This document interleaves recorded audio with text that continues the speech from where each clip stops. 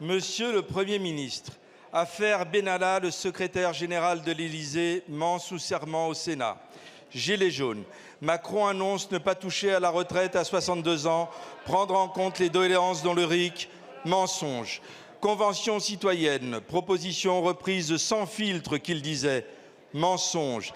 Affaire des crèches privées. Une ministre ment sous serment à l'Assemblée nationale. École privée Betaram. Mensonge à 3 reprises du Premier ministre. Vous, ici même.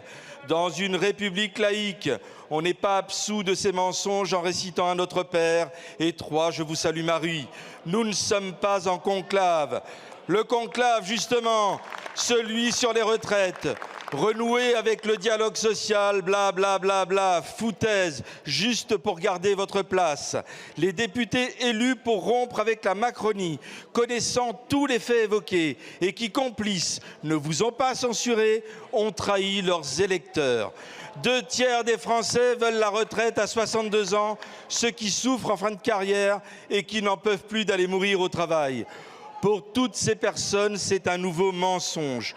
En Macronie, le respect de la parole donnée n'existe pas.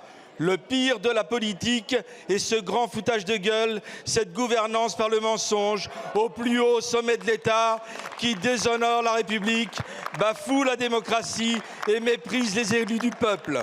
15 000 personnes de plus seront mortes avant d'arriver à la retraite, mais cela n'est pas votre problème. Votre mission est de protéger les plus fortunés.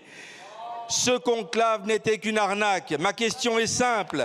Allez-vous enfin proposer au vote dans cet hémicycle l'abrogation de la réforme des retraites ?